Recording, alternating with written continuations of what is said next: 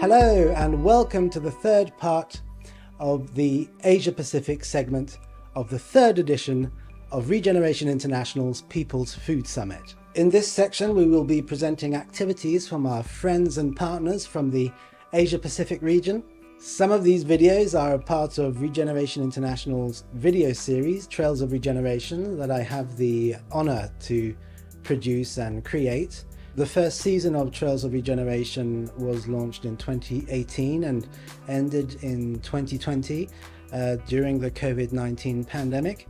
But we're back and we've been producing content over the last year and a half for our second season that will be launching in early 2024. So we've taken this opportunity to show you extracts of the content that will be coming in the next season of Trails of Regeneration.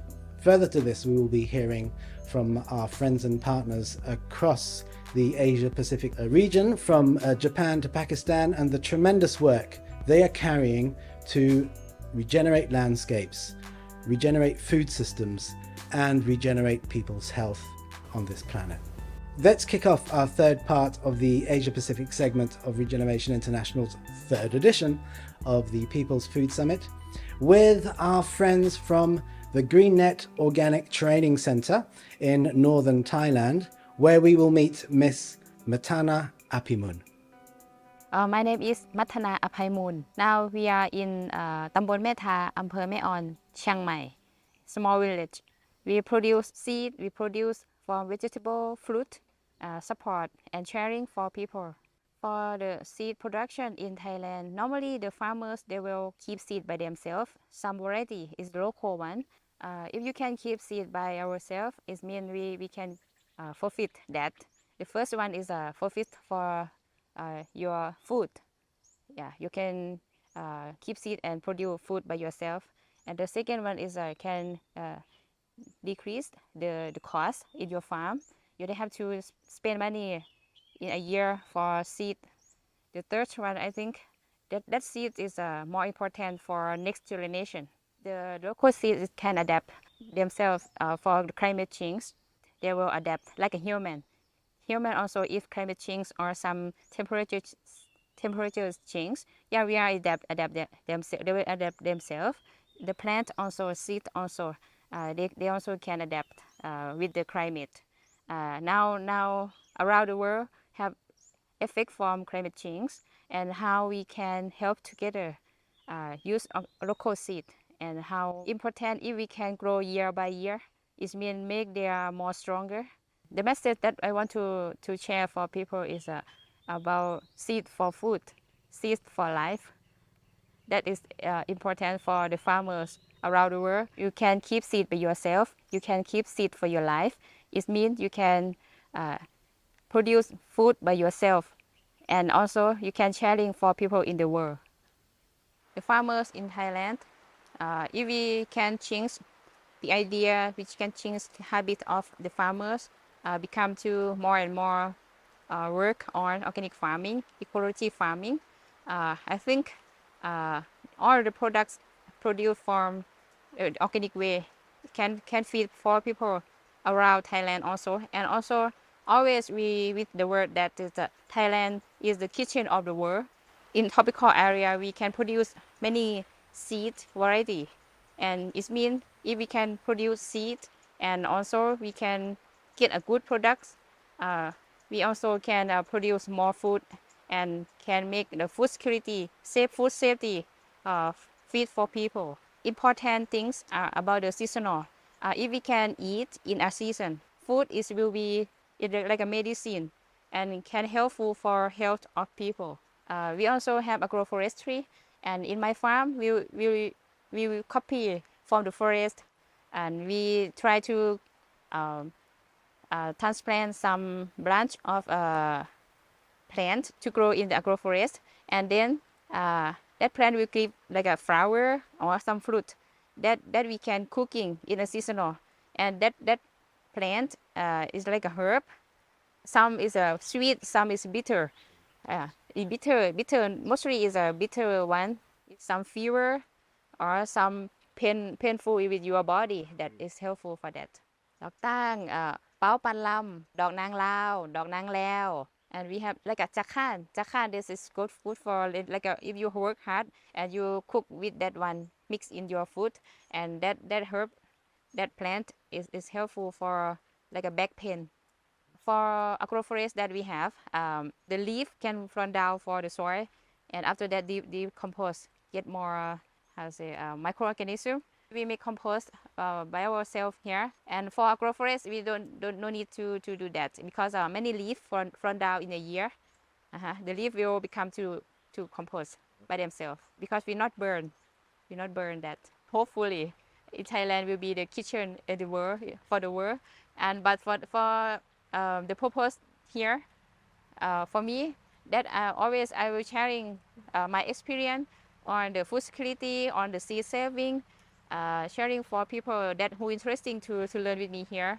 make more inspiration for people maybe you don't have the land but you can support for small group farmers okay for also want to share about the process of the seed production that you can do by yourself at your home the first technique you have to see the fruit they will dry on the tree example like a wing bean okra they will dry change color to brown color and they dry on the tree on the stem that is the first technique you just cut them and dry with the sun the second step second method that fruit is change color like a chili eggplant chili change color green to red color eggplant change color from green or purple become to yellow color that you can harvest that one it's been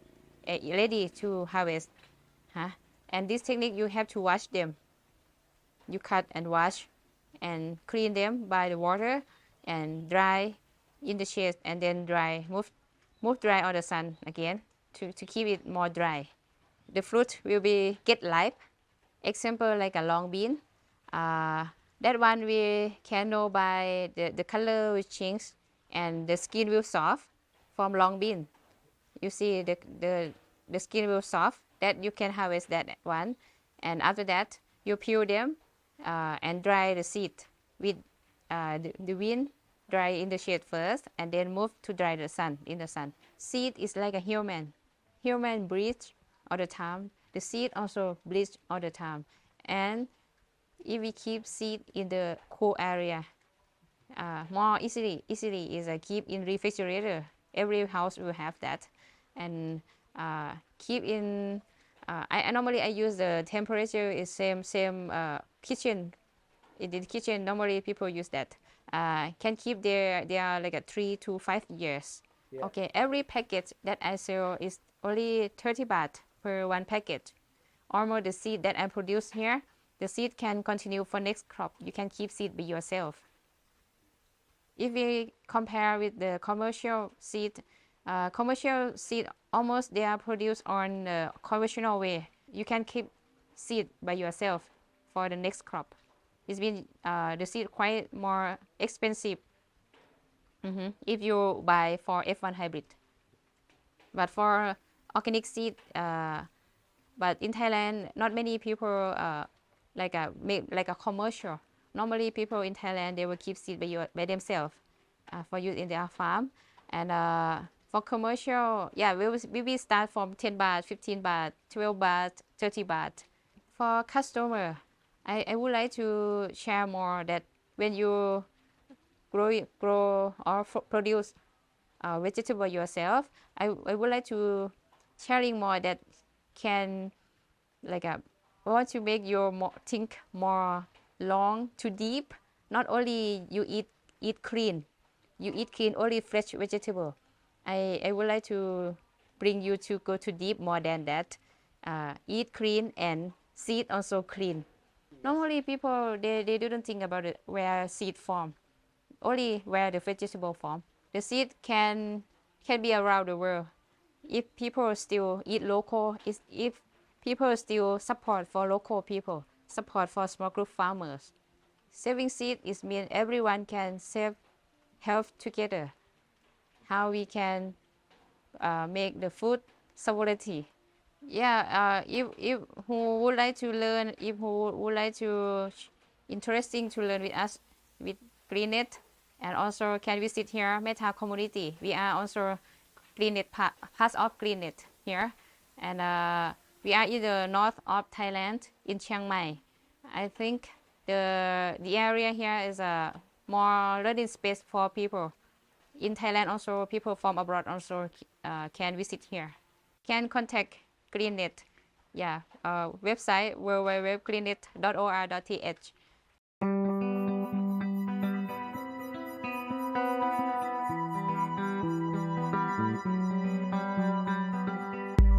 So that was Matana from the GreenNet Organic Training Center in northern Thailand near Chiang Mai.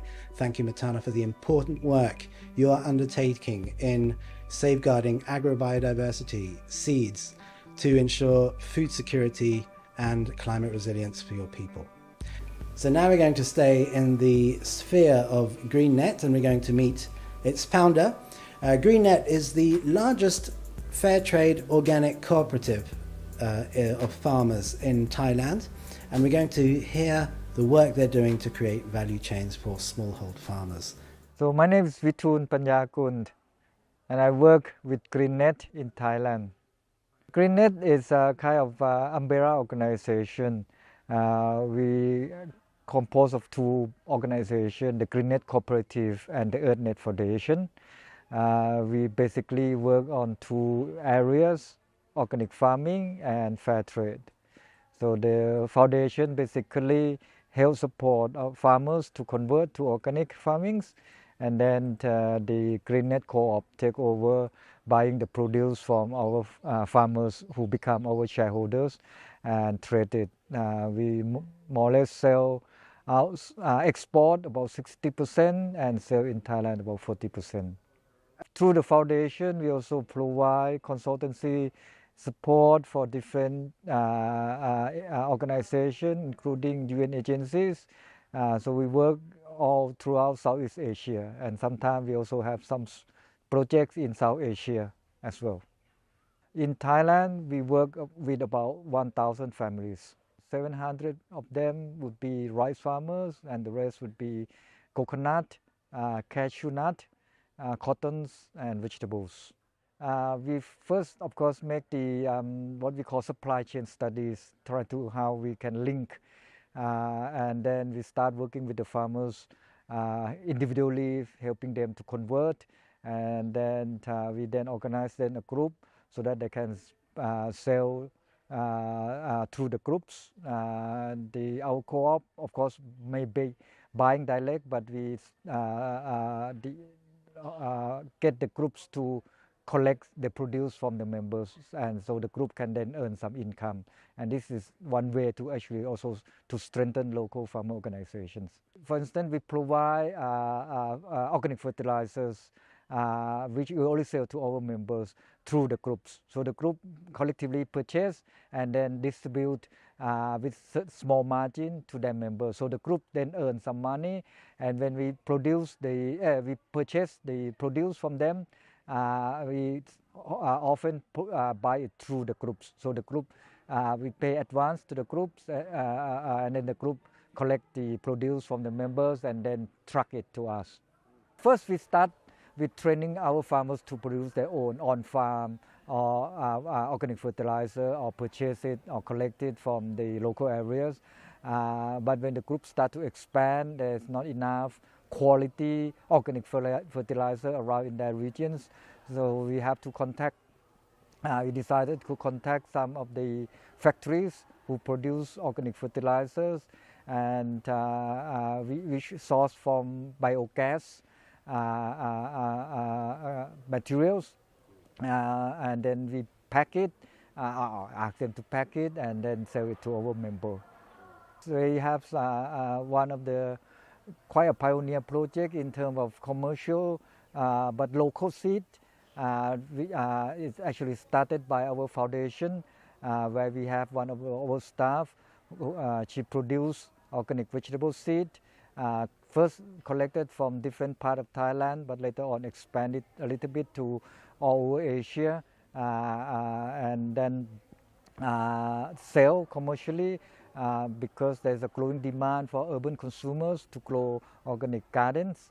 So we've been selling seed for about 5 years now, and we were one of the very first cooperative who registered with the government to sell the seed, because seed is a regulated market. You cannot just produce and sell. You have to get permission from the Department of Agriculture to sell it.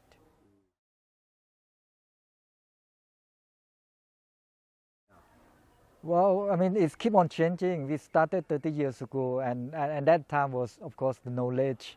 But nowadays, I'm confidently can say it's a climate change. The climate pattern has changed quite significantly. Rain come a little later, and then pour in a shorter time period between heavy rain and then pause, which means it create then fresh flooding, so I mean, we have started a program called climate change adaptation, try to identify the risk of different farmers, and for the rice, for instance, then after the study, then we invented a program to reduce rice production area, to diversify to different crops. And because in the terrain where you grow rice, there's what we call slightly upper land and slightly lower land. Of course, when you have more drying period now, the upper land part, the higher part, do not produce much. So we provide grant and loan and technical support for them to convert to few crops. But we give them the choice. So if you are aged farmer, you don't have much labor to work, then we encourage them to grow perennial trees where they can sell there, because it's only work. You need to work for the first couple of years when it starts to grow. And if you have a bit more labor, a younger family, then we encourage them to grow like cashew nuts and other crops. Or if they have a bigger land and also enough labor, they can also grow green manure crop like mung beans, sesame, and so on, which we can, of course, buy and sell it in the country.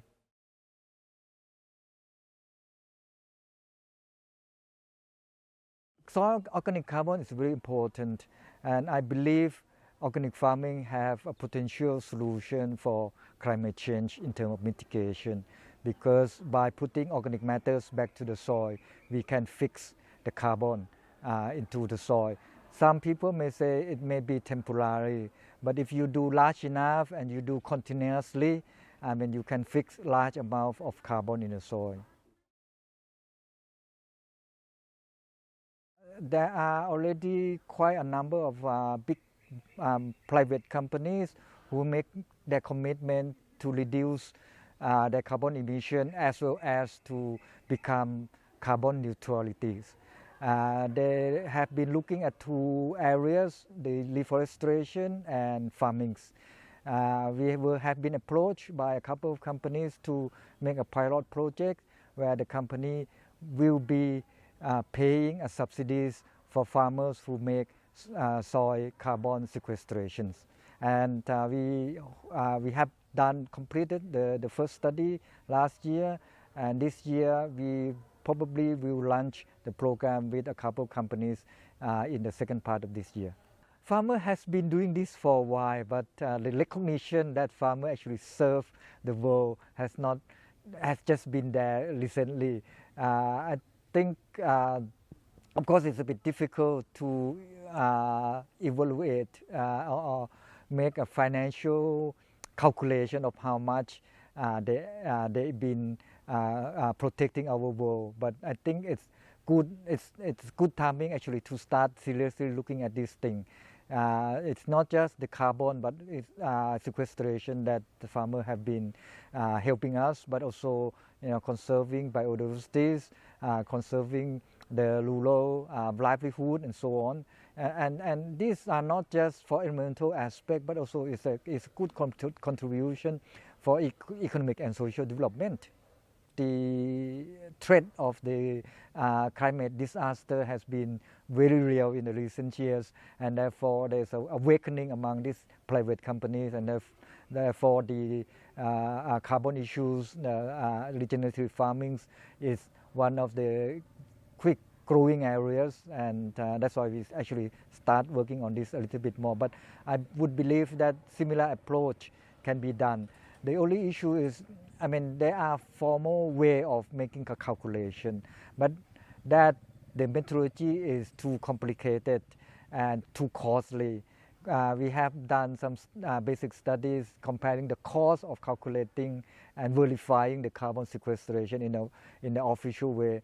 It actually exceeds the benefit the farmer will gain, and therefore that system is not so interesting for small-scale farmer. Our approach is develop a lighter scheme. In organic certification, we call PGS, Participatory Guarantee System. So it's not the best, but probably the second best option, where you can get the small farmers that only work in the local area with the companies working at the national level who may be interested in this scheme. We have one of the very interesting association of adventurous tourism agencies. Just one of those guys, he's very keen on this thing and has been doing this program, but with the reforestation with some farmer in the north. When he hear about our project, he say, "Oh, that's very interesting," and he approached us, and actually we have just entered into a memorandum of understanding to work jointly. And so the first company would be a tour agent in Thailand, which are member of this association, which means that then he can then explain to the tourist client that come join his program that the carbon emitted from this tour program has been contributed by the organic farmers who probably they will probably buy the rice and cook it for the tourists as well. We are the generation in the human history that we completely change our landscape. Our generation has changed the forest into barren, into cassava and sugarcane, and completely destroy our soil and the world. It is also now, if we accept to become organic farmer, it's a time where we have to restore that before we pass this heritage to our children and grandchildren. And that was our friend Vitun Panyakul from Greennet Cooperative. And now we stay in Thailand. One last story from Thailand, where we meet our friend Sam Marito. Sam Marito is the largest organic coconut farmer for the country, and he's going to tell us now how he is using biodynamic farming at a very large scale. My name is Sam. I'm in Thailand. I am the food technologist, and I'm running the food factory for 30 years. Starting in 1993, we run the coconut factory, packing the coconut juice and the coconut milk for export. At the very beginning, we did all we can to pack the commercial version of the coconut products. Not until 1996 and 97, when there was an economic crisis in this region. By then, we were broke. We cannot afford to buy the chemicals, the fertilizer, pesticide, and boost up our farm. So we have to leave our farm as it was. And, after that, about a couple of years, the natural immunity and Mother Nature came back to the farm by itself. We don't have to boost the farm with the chemicals anymore. That was when we realized that we don't have to rely on the chemical boost. About the same time, we learned about the organic food business. and we start converting our farm and factory into organic ever since. In the 2015, I personally acquired a piece of land. At first, I think that this is going to be my retirement home, and but the land was so deadly in soil condition. There was no tree on that piece of land at all. At that time, we learned about the biodynamic, and there was a saying that the modern agricultural technology is turning the soil into rocks, but the biodynamic is reversing the process. Wow, that hit me because my land was so dead. So how can I convert my farm from the rock farm into the soil? How can I turn the rock farm and convert it into the good soil farm? We start applying the principle of biodynamic in our farm. 6 years after, from the dead soil piece of land, now we can grow things like you see. As a scientist, when I first heard about the principle of biodynamic, I say to myself, is it a real thing or a hoax? Because the biodynamic is about drawing the cosmic power from the universe. As you know, scientific way, we have to prove it to believe it. So we start turning around the farm by applying the principle of biodynamic, which is it is monitored by the growth of the clover crop, which is it is called green manure. It is not animal manure, but it is the something that will put it back into the ground as a source of the organic matter. At first, we grow the sun hemp, which is a kind of the green manure. It is about the knee level high, then it starts to flower. Oh, you know that when the plant starts to flower, it is reaching the final state. So it can grow up to the knee level only, which means that the soil has had no nutrient at all. And 6 years after we apply the principle, and now sun hemp is growing up to 2 meters high before it starts to flower. So you can imagine the development of the soil structure then. It is so proud to say that we are the very first project in Southeast Asia that is certified in compliance with Demeter recognition in both producing and processing. It's an integrated format that will start from the farm through the factory until reaching your fork.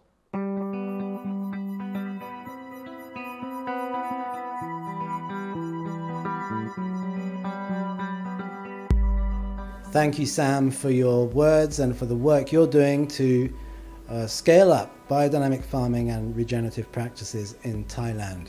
And so now we're going to move east all the way up to Japan, where we're going to meet our friends from Shumei International. Shumei International is an organization that promotes what they call Shumei Natural Agriculture, and as we speak, they are currently celebrating the 20th anniversary of the farming practices. So they've sent us a video where they explain what natural agriculture is and what they're celebrating today. Natural agriculture is a holistic approach to farming based on an overriding respect for nature that is being practiced by thousands of farmers across Japan. Shumei Natural Agriculture is helping to restore biodiversity and seed saving in a way that enables farmers and ecosystems to thrive. Shumei has a natural agriculture demonstration farm in Shiga Prefecture, which is a forest-covered area and also home to Biwa Lake, Japan's largest freshwater lake. In the past, many inhabitants of the area were small-scale rice farmers. Through their traditional farming, the rice paddies, the lake, and the forest existed harmoniously. However, Small-scale farming has been on the decline, resulting in a loss of cultural and agricultural heritage, as well as biodiversity. Shumei's demonstration farm called Shigaraki no Sato showcases natural agriculture as a way of cultivating wholesome food with pure seeds, without the use of any fertilizers, chemicals, or external inputs. People can see how natural agriculture maintains balance in the ecosystems and reconnects us to the beauty in nature. Shigaraki no Sato also serves as farmer training center. At Shigaraki no Sato, we cultivate vegetables, fruit, and rice while taking care of the surrounding forests. We trim and thin the trees to allow the sun to reach the forest floor, which encourages growth of indigenous plants and allows smaller creatures to thrive, which promotes biodiversity. In Japan, we refer to this as Satoyama, which is a holistic approach to land management, which takes into consideration entire landscapes to create harmonious human-nature relationships. The philosophy of natural agriculture sees nature as perfect. We trust the inherent power of the soil to regenerate its productive capacity to produce healthy crops. We believe that additives compromise the soil's innate energy and weakens the plant's natural resilience. Hello, I'm Shinya Imahashi. I've been practicing Shumei natural agriculture for 22 years, 3 years in Japan and 19 years in UK. Hi, my name is Alice Cunningham. I am the Executive Director of International Affairs for the Shumei International, and I will be translating portion of Shinya's presentation today. Shumei International is a proud partner of the Regeneration International Network, and we want to thank the team who organized this global event. Let me introduce natural agriculture. Natural agriculture was developed in Japan in the early decades of 20th century by Mokichi Okada, who is a naturalist and philosopher. It is practiced more than 20 countries. The principle of natural agriculture is overriding respect and concern for nature. Nature can teach us everything. Natural agriculture does not use chemical, fertilizer, pesticides, and animal manures. We focus on saving seeds. We believe love and respect to the soil plants are important for growing vegetables. Let me show you some photos of our farm. Our farm is 5 acres. We produce 40 varieties of vegetables. More than 90% saved seeds success. Let me talk in Japanese. 今、世界中で自然農法を実践されている方が増えています。特に日本ですね。日本では2000人以上の方が自然農法を始められています。Shumei natural agriculture is practiced by over 2,000 farmers in Japan and many other places in Asia, Europe, Africa, and North and South America. 先日10月7日に、シュウメイ自然農法ネットワーク20周年シンポジウムが行われました。このイベントのトピックは、種についてです。守ろう、つなごう、未来を彩る希望の種。それについてですね、著名な先生方がお話をしてくださいました。私も、少しだけですがお話をさせていただきました。Here in Japan, the Shumei Natural Agriculture Network is celebrating its 20th anniversary with many farmers and also the consumers. The focus of this symposium is the importance of the seed saving, engaging in the public in advocating for natural seeds and the rights of farmers to continue to save seeds. Shinya was one of the panelists along with other panelists, and then they did the events in Osaka on October 7th. But they're going to be having another one in Tokyo next month. そのイベントから固定種、在来種を守ること、自然な野菜作りを続けることが大切なことを学ばせていただきました。Through symposium, we all learned the importance of seed saving, especially the indigenous seeds, and were encouraged to continue practicing regenerative agriculture to provide the nutritious food to the community. 異常気象により、今日野菜の栽培が難しくなってきてます。As you all know, the climate change has impacted many farmers, and then here in Japan it's same that the many farmers are struggling to produce good, delicious, nutritious food. 毎年50種類の野菜の品種が失われると言われています。In addition, biodiversity is also an issue. Every year, more than 50 varieties has been lost. 昨年は2ヶ月の干ばつが来ました。で、さらにですね、イギリスは寒い気候なんですけども、35度を超えるヒートウェーブという異常気象が来ました。それにより、ファーマーの人がですね、もう栽培に本当に苦しみました。その中ですね、自然農法の自家採取した種はですね、気候変動に適応できるので、たくさんの野菜を自然農法で作ることができました。Last year in UK, there was a heat wave, and they had absolutely no rain for 2 months. Despite these conditions, Shinya's harvest was very good, it was very strong. His potatoes had abundance of harvest. So because we feel that his crops were very resilient to these changes in the climate. イギリスでは1本のじゃがいもにつきだいたい 800g ぐらい収穫できるんですけども、昨年の異常気象にもかかわらずですね、僕らの自然農法のじゃがいもは1本 1800g 倍以上の収穫を取ることができました。In general in UK, from one potato crop, you can usually get about 800 grams of potatoes. However, Shinya's potato produced almost double the 1900 grams of potatoes. この干ばつにもかかわらず、秀明自然農法でたくさんの野菜ができたことが話題になりまして、新聞に取り上げられました。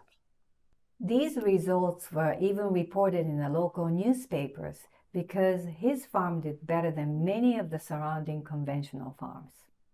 また今年はですね、例年よりも10度低い冷夏が来ました。その10度低い冷夏にもかかわらず、野菜が。But again, Shinya's crops did very well. 寒さで病気にかかりましたけども、回復しました。Some crops, because of the coldness, contracted diseases. However, they came back very strong a little later. また、自然農法を通じて絶滅危惧種も現れてきます。Also, in the natural agriculture fields and rice paddies, we have found many endangered species. はい。僕らの畑の土をですね、研究所に送りまして、土の健康状態を見てもらいましたら、大変土が健康であるという報告を受けました。Obviously, natural agriculture is contributing to protecting the biodiversity. Healthy soil and healthy seeds are the key for this biodiversity protection. We've conducted soil tests on our fields and seen an improvement in soil health and increased microbial activities. We've never used any fertilizers, compost, or manure in his fields. However, each harvest gets better and better. The soil test really proves that the soil's conditions improves every year. イギリスでも徐々に自然農法の活動が広がってきており、新たなプロジェクトとしてウェールズの国立植物園で自然農法が始まりました。Even in the UK, many people started practicing natural agriculture.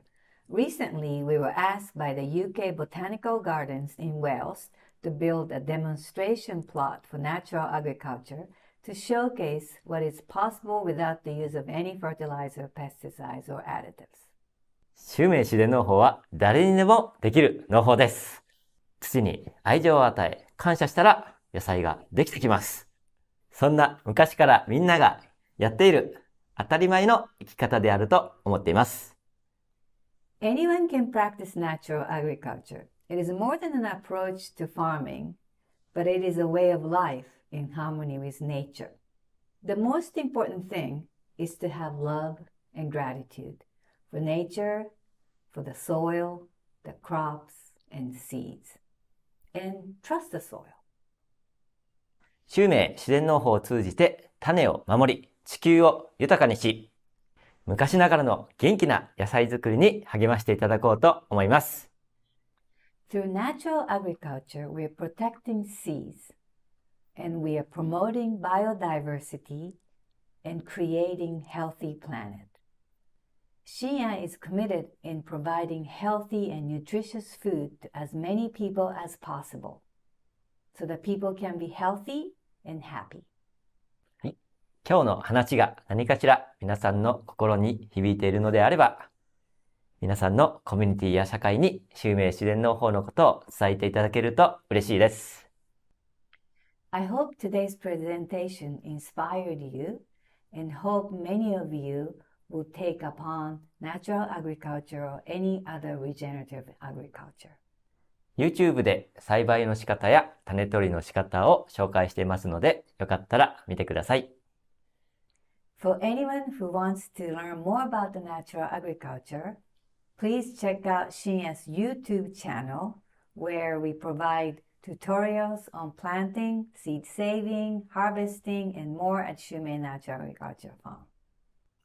Thank you for listening, and thank you to Regeneration International for enabling us to participate in the People's Food Summit today. And we thank our friends from Shumei in Japan for that video, and we congratulate them on the 20th anniversary of natural agriculture. And now we have a Zoom call presentation from Pakistan. We're going to meet Mr. Taimur Malik, who is the founder and CEO of Drawdown Farm. Drawdown Farm boasts one of the biggest composting production units in the entire country. And they have been scaling up adaptive multi-paddock grazing practices and other regenerative practices such as biochar. Taimur, welcome to the People's Food Summit. Thank you very much, Oliver. Very happy to be here and looking forward to sharing our journey towards building a regenerative farming system in Pakistan. Agriculture is the backbone of Pakistan's economy, especially its labor economy. It's thought that, or calculated by economists, that about 52% of the country's population, so over half, works directly or indirectly in agriculture. So it's obviously a massive share of the economy, and it's what keeps people employed for the most part in the country. And yet we see that rural poverty in Pakistan is endemic, and we've seen over the past 20 years in particular, or especially in the past 15 years, this enormous rural to urban migration that has happened and continues to happen. And it's made cities very overburdened in Pakistan, very polluted, very congested, very clogged. And part of the reason is because the rural economy is fundamentally broken. Pakistan's farmers are smallholders, as is the case in most developing countries in the world. It is thought that about 90% of the people who are farmers have a land holding of 5 acres or less, which is also, again, not necessarily unique, because that's the case in a lot of other developing countries across the globe. And what this has meant is that in a global agricultural system that is highly commoditized, and even more sort of dangerously than it being commoditized, is the fact that it has promoted monoculturalism. And we're going to talk about that. We're going to talk about some of the things that we're trying to do, but also, what many other regenerative systems in different parts of the world have done as well. So this monoculturalization means that small farms really struggle to make it work economically, and that's obviously the case in Pakistan as well. And you can have an odd year where some produce that you're growing, could be potatoes or cotton or something, suddenly has a really good year because supply side is much lower than demand side. But on the whole, farmers tend to have very bad earnings. And Pakistan has gone from being a food secure country to a chronically food insecure country and a net importer of many of its core food and fiber items, right? Pakistan is a major textile exporter and now imports a lot of cotton, whereas it used to be until a few years ago self-sufficient in the cotton that it was producing. Same is the case with many food items such as wheat. Wheat is the staple grain in Pakistani diets, and wheat now in most years has to be imported.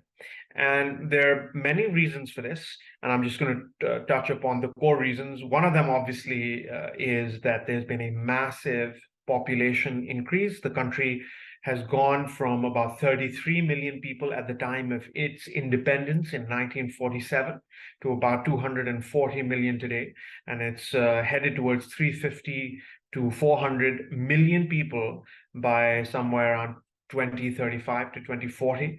So that is truly massive, the population increase. And then, of course, there's the agricultural side of it, which is the country is stuck in Green Revolution 1.0. Yields are stuck.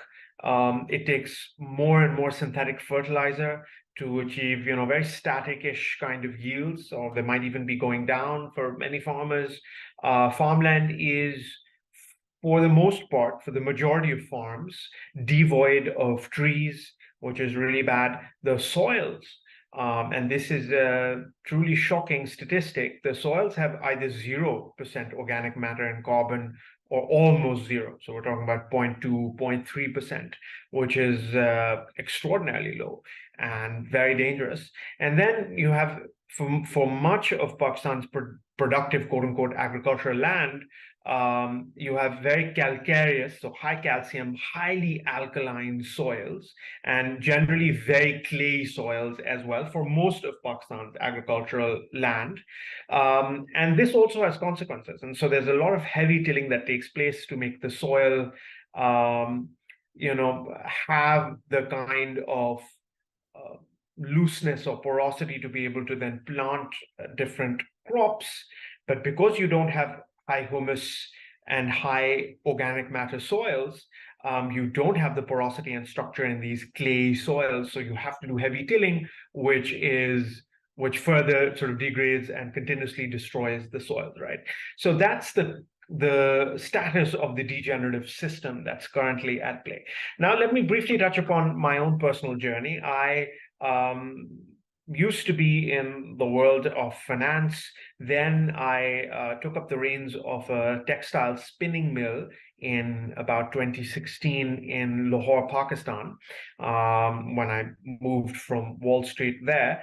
And soon after I took the reins of this spinning mill, spinning, by the way, for those who don't know, is the process of making thread from gin cotton. So it's one of the earlier stages of cotton value addition and the production of fabric and clothing items, apparel.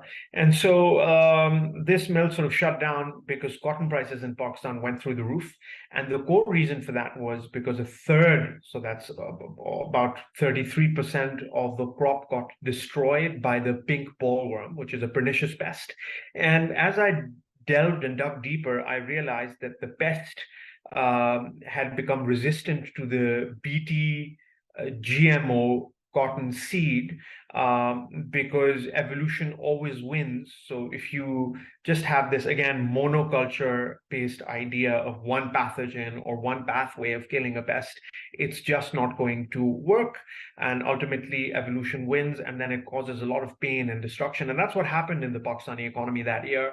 A lot of people in textile, so hundreds of thousands of people lost their jobs because a lot of textile mills had to close down because the cotton prices were just so high that a relatively basic industry could not economically function with one of its core costs and inputs, i.e. cotton, being so expensive. So that's really what got me thinking into alternative models of agriculture, because I realized that this current model was very broken. And I discovered, very luckily, regenerative agriculture. At the time, I was also very worried about climate change.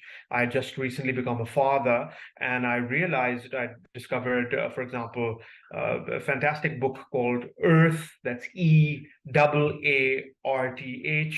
And it talked about how our planet was fundamentally different from the one a few decades ago because of the high amounts of carbon dioxide in the atmosphere, and that was basically transmogrifying the weather systems of our home planet. And it was extremely worrying stuff. I realized that the Syrian civil war, which is a truly devastating, obviously, sort of on a human level, a very devastating event, had its roots in climate change for the most part as well, because from 2006 to 2010, Syria had the greatest drought in its recorded history, which meant that 60% of the crops failed, 80% of the livestock died, and about 2 million farmers had to migrate from, again, rural to urban migration. And obviously they had no jobs or services waiting for them in the cities. And they were the drivers of the protest movement that ultimately cascaded into the Syrian civil war. And I realized that if this was happening at, let's say, 0.9 ppm of carbon, and we are heading or at 0.9 degrees of warming over pre-industrial times, I thought this was very disturbing, because we are headed towards something like a 4.5 degrees warming. And again, as I discovered regenerative agriculture, I realized that within it are so many tools that can help draw down and sequester all of this excess carbon. And then a little bit later, the now sort of famous book Drawdown came out, part of the Drawdown project launched by Paul Hawken. And that again had an enormous positive impact on me. And so I realized that this is what I want to do with my life. And so there was only one little problem. I didn't have any agricultural land of my own. So I had to, I did a lot of research on how this sort of more ecological, biological, regenerative agriculture is done, and then went to, family members who had farmland, and luckily was able to convince them to allow this sort of new paradigm of agriculture to take place on their land. And that's how sort of this work began. And the drawdown farming system, that I sort of call it, is an homage to the Drawdown project. And also the fact that a bunch of those solutions that are in the book we try to implement. And I'll talk about each of them, but everything from compost to what's called adaptive multi-paddock grazing or holistic plan grazing, biochar. We also use, increasingly, as much as we can, solar power, including for our drip irrigation and micro irrigation systems. So we try to, vermicomposting. So we try to incorporate a lot of these solutions. And the model that sort of I adopted was an integrative regenerative model, which means that rather than doing 1 or 2 or 3 or 4 regenerative techniques, we're going to try to take the best regenerative techniques out there, whether it's a farmer in Australia doing it, or whether it's a new research study out of the US that's pointing towards something. Whatever we can do, we try to apply it to the best of our abilities by translating it to our context, seeing how it fits in. And just to give a little bit of idea about where we're located, this is the Thal Desert. So it's complete desert sand. That is the local quote unquote soil, or dirt is the more accurate word, because it's completely innate and dead for the most part. And so to make it a living soil, we had to do a series of regenerative techniques. It was figuring out the pieces of a big puzzle.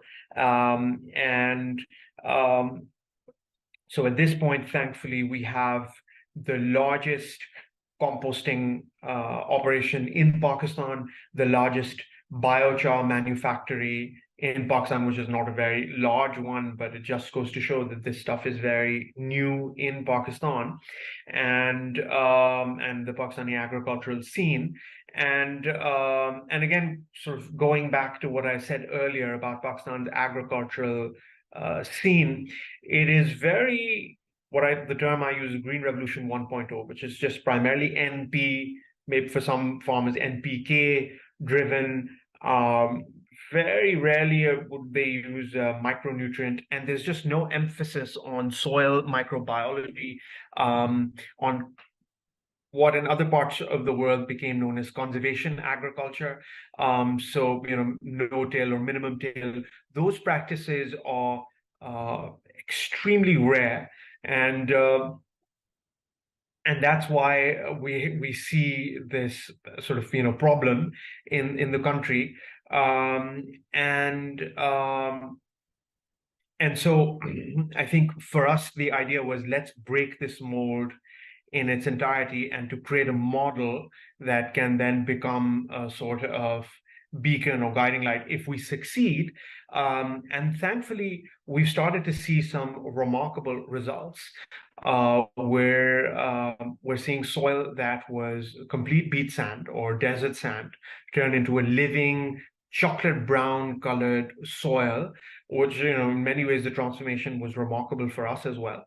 And, we're doing there's an amendment side to regenerative agriculture. There's in-house amendments that we make, as I mentioned, everything from fungally dominant composts in a soil food web composting system to enhanced biochar. And so biochar is biological charcoal, and so we enhance it with things like biology and nutrients. And then there's things that we make. There's some farm-made biostimulants, things like there's some fungal foods we make, such as fish hydrolysate. There is moringa leaf extract, aloe leaf extract. So there's a lot of things that farmers can do themselves: compost teas, compost extracts, vermicompost. And then there's also stuff that we sort of buy, again, on the amendment side. So there's been an explosion globally of biologicals, which it is thought by 2035 will be at least 25% of all amendments sold in the world, in the world of agricultural amendments and fertilizers, which is great news because at least finally there's a recognition of biology being the driver of everything in the system. So we do buy some biostimulants. We're doing some sort of testing for various crops to see, for Pakistan, if certain biostimulants really add a fillip and help the regenerative process become faster. Because a good biostimulant can enhance photosynthetic efficiency, which means that more root exudates go into the soil, makes the plant healthier and more resistant to disease and pest pressures. And it also enhances the regenerative journey. So it's a chicken and egg thing with plants and soils. Healthy soils lead to healthy plants, but healthy plants also drive healthy soils. And if you can do both at the same time, through soil inoculants and composts, etc., being added to the soil, but also things being applied to the plant that make the plant healthier, the right kind of, let's say, biologically derived micronutrients or macronutrients, and biologically derived, biologically enhanced, drives the entire process and makes it much quicker. And we've seen this in the Thal Desert. You can see in some of the pictures in the slides on your screen, desert sand converted into a chocolate brown soil. And to do this fast, at blitzkrieg pace, which the world needs, because we have too much excess carbon. We're at 1.2 degrees of warming, and this year was frankly hellish for millions and millions of people across all the continents. And this is only going to get worse. We know that the Paris Agreement says 2 degrees guardrail, 1.5 ideally. We're headed towards well beyond 2.0 degrees at this point. So imagine how bad things are going to get, God forbid. So for me, this is an incredible tool for us to sequester carbon and put it in the soils. Now, we're also doing other systemic changes along with the amendment side, and that's very exciting to me as well. So these are things like intercropping. So for example, this year with our sugarcane, we intercropped sunflower, and sunflower is a really good crop or plant for engendering mycorrhizal fungi in the soil. And for fans of Regeneration International, you all know that mycorrhizal fungi is one of nature's great gifts to ecosystems. And so the more mycorrhizae you have in a soil, it's a testament to how living the soil food web is. And we again saw, the soil transformed very quickly, and you can see some of those pictures as well.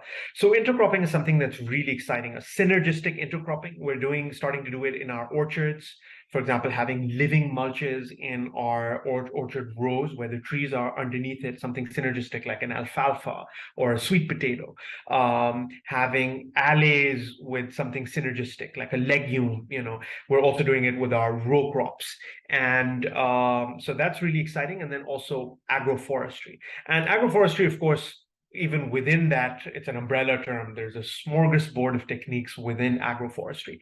But in the very least, what I very strongly advocate is, if not in your main farmland, at least in all of your boundaries and borders for your different fields, you should have hedgerows and trees, because that's a major driver of life, whether it's beneficial birds, beneficial insects, but also crafting a microclimate that's much more beneficial for the plants you're trying to grow, especially as the world heats up.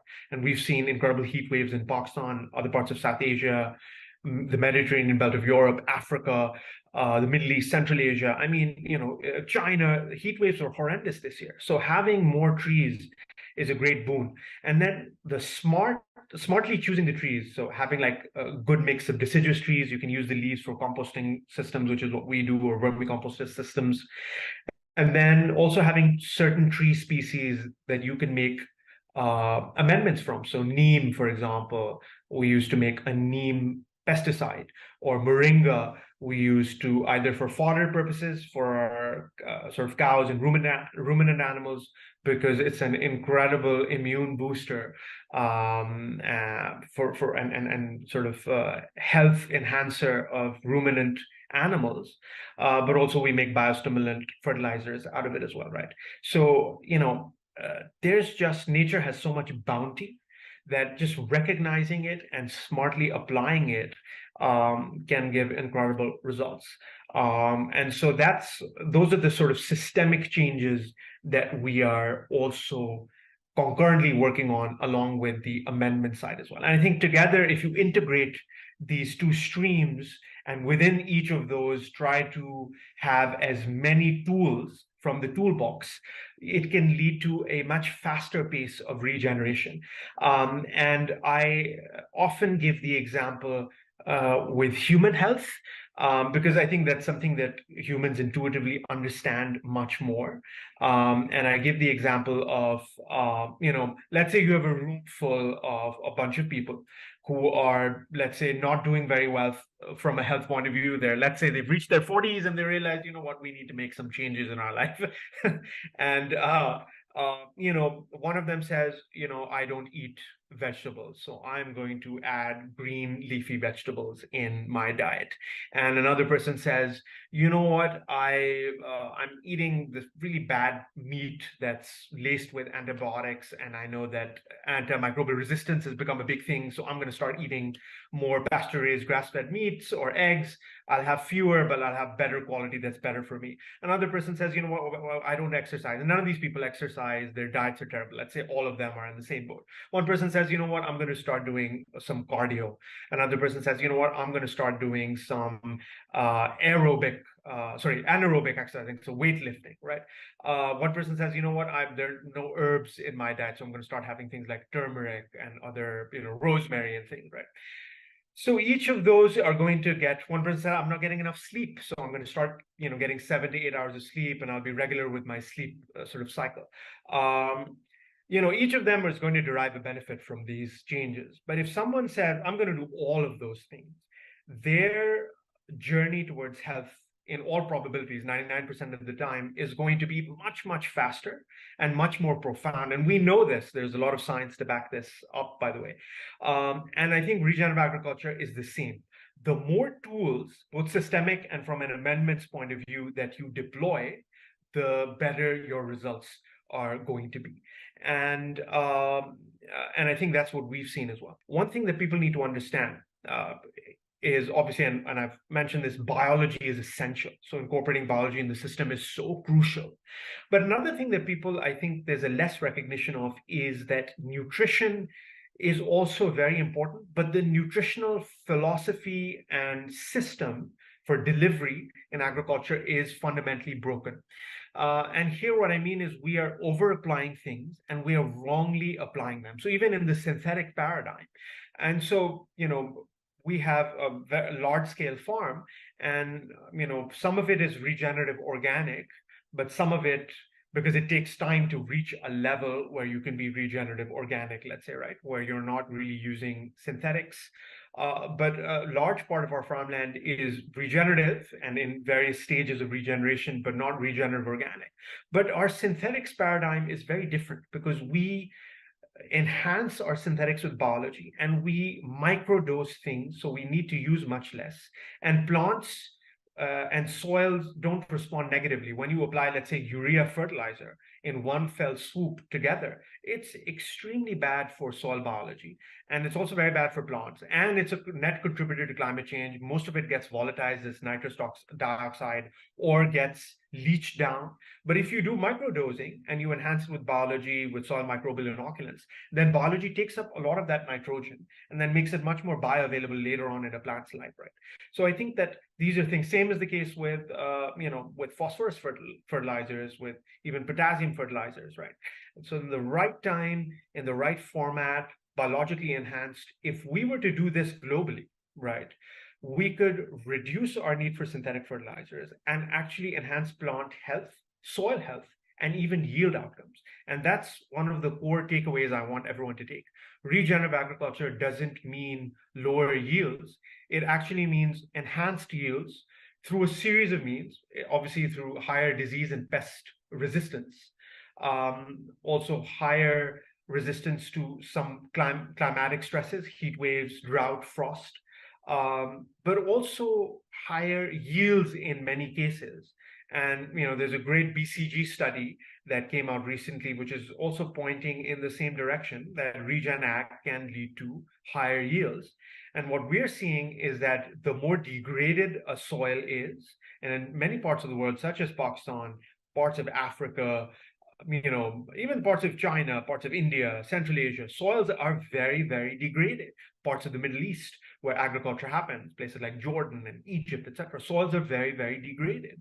And so, if you apply these regenerative principles, both systemic and from an amendments point of view, you can get A, really quick results, and B, results that are economically extremely enticing, because you can enhance yield outcomes. And that is both a very hopeful message and also a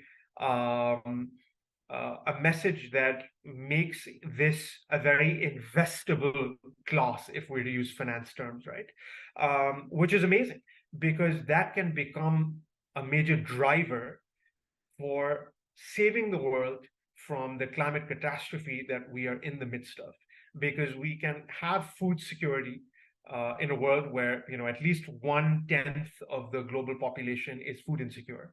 But actually those numbers are higher because a much larger part of the world is nutrition insecure. So they might be getting calories, but they are not getting the right nutrients. And so again, we have now solid scientific evidence that regenerative agriculture enhances nutritional density in foods. So we can get nutritional security, food security through higher yields and better climate and other stress resistance. And we have something that can resolve climate change and parts of the biodiversity crisis. which is incredible. And I think, again, I'm very thankful to Regeneration International for the work that you guys have done in highlighting the power of Regen Ag, again, as a solution to all of these crises. And, you know, in my journey, I've learned a lot from Regen International and many other pioneers and advocates and scientists and practitioners on the ground. And we've tried to do our bit in trying to take this journey forward, and especially create a paradigm of agriculture in the Pakistani context or the South Asian context, which I think is also applicable to other similar places, other similar sort of, let's say sandy, semi-arid soil conditions, Middle East, Africa, Central Asia. And I think that, it's been a great privilege to be on this journey. It's been a lot of hard work, a lot of sweat, blood, and tears. But I hope that I've been able to convey a message of both hope and enormous possibility. Thank you. So now, as a part of our Trails of Regeneration series, we're going to move south into the Philippines, where we're going to meet Mayor Arnaldo Romel, who is the mayor of the municipality of Calsuagan on the big island of Mindanao in southern Philippines. Calsuagan suffered decades of sectarian violence between Muslims, Christians, and government forces. And Mayor Romel set up a program called Arms to Farms, a municipal program that brought people together and used organic, regenerative, agroecological practices to reverse a regional armed conflict.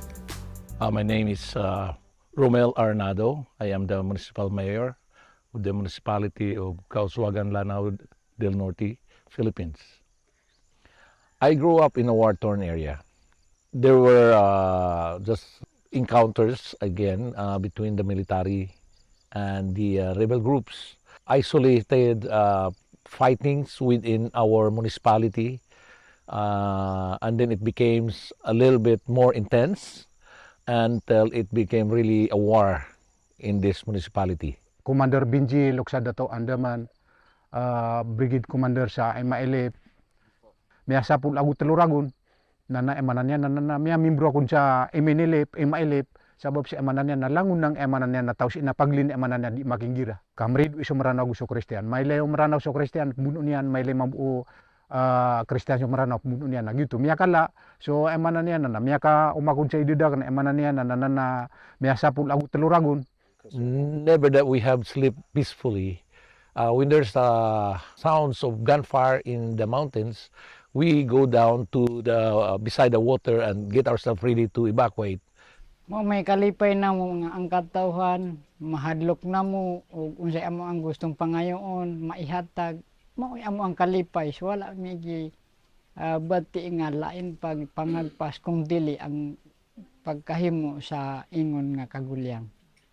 Ang gibarugan niya kanang yang pagkagahi as pwede na ito kung sa Maranao, pwede na ito yun, nag-rebuild di siya madlock mawanted, bubaba siya sa lunsod, magbalasubas, anak atao. So, usa ko ni ana nga naapektuhan, nga nahimo kong murag bandidos ba, na ay gara-gara nga tao, posilong diretso. Unsay makita na ko nga kuan, kanang sa mga sakyanan nga muagi nga kanang panel, para ho na mo kuha na mo ang kwarta. Kanang dili ko ka kakuan sa iyang hindi ka ganahan sa iyang kinaya, posilon diretso. Mga biya siya walay bikil na diretso mamatay. Mag-agi ko nga man ay magkatawang tao, dabdaban ang balay, kaya nga nung nangatawa mo diha. We have to stay put.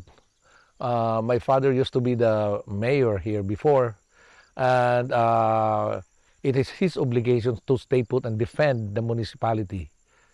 I have one brother and one sister, just like me. They have to go out of Calsuagan in order to be educated.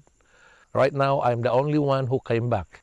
Because of the need of a new leader, I decided to stay and run for mayorship here in this municipality. The priority program is peace and order. And the second priority program is how to conquer hunger and poverty in this municipality. So aduna na siya mga programa batok sa Christian ug maranaw ma-unite niya then ma-peaceful ang kauswagan. Ang definition sa maingat as a mayong nga leader, ang yang tao di niya pasagdan. Sumasa kang pwede natin ikuan si Mayor Arnado. We decided to establish a framework of governance we called SICADPA, Sustainable Integrated Kauswagan Area Development and Peace Agenda. We were able to identify 19 workable approaches addressing peace and order. Along the way, we figure out that addressing poverty and hunger will lead to sustainable peace and order. We realized that we need to establish a school of organic agriculture. We use food as a tool for peace. It became the Arms to Farms program. Atong mayor, si Arnado, diha na nagsugod ang Arms to Farm nga naapil ko tungod kay sa akong background, iya man gitan-aw ang akong background nga may pagkabandidos ko sa una. Kay ang gipunit biya sa atong mayor sa una kanang naay mga background nga mga dili maayo. Dayon ingon gali siya nga isurrender inyong kinabuhi, ang inyong kawalingon, ayaw lang ng armas. I said, do not surrender your firearms. What I want you to surrender are your hearts. Wala gid pa ngayon ang ato ang firearm surrender sa gobyerno kung dili pakigduyog sa mga programa sa gobyerno sa kauswagan. Langon no emanan niya na okay to ka permir kapamumulaan si emanan niya na ilaw, ka mais, api andun na emanan niya na ikusya kawayagan no farmer na emanan niya na ini training irar kamiro. Alhamdulillah ka emanan niya na imanto. It's very challenging in terms of explaining it to the people why we are helping them. I told everybody that the only way to be able to sustain and establish peace is to be able to work also with the enemies. And that's what I did. We were able to convince them and re-establish their trust to the government. They have manifested to me that they were all treated as second-class citizens, that they were not being informed with what they can get from the government, or in other words, there was really no government intervention in terms of need. So what I did is to pursue the mission of the Arms to Farms, which is to also include them or to cater them in the program. Hantod karon, daghan na ang nakasulod dinhi nga mga produkto, programa sa atong mayor, labi na sa DA nga tabang pangtagaan may og mga livelihood, mga kuan project, tapos yung mga infrastructure nga patubig. Mao na nga karon ang tubig na mo ga busagak diha permi dayon. Mao na nga nakahimo mi og panguma. Bisag unsalay among itanom, mabuhi tungod sa amo ang patubig. Da superior kan emanan niya na permir, niya kaso ako emanan niya na mamula sa ilaw, mamula sa saging, na pumula kami sa ilaw kamais na organic, di kami gamit sa emanan na chemical fertilizer, paggamit namin na organic. Emanan niya na nadake kuno emanan niya na tawa sakit. So usa na nga nakahatag na to og mga training pagkahibalo then pag tudlo og unsay mga organic fertilizer. For example, vermicomposting, then bukasi. In the Arms to Farms program, from the Bullets to Seeds program, we were able to restore trust. About sa natunan ako so pagatin natin na nakatuon kog pamarmers. About sa organic, tungod sa pagatin natin na nawala na po itong makakita ko, makatugbay-bay, madlok ko. Then, tungod sa pagkamaayo, karon edukado naman ang tao, nawala na tong mahadlok ko ana, malikay ko ana. But the complete or the real peace is when people is working from the heart.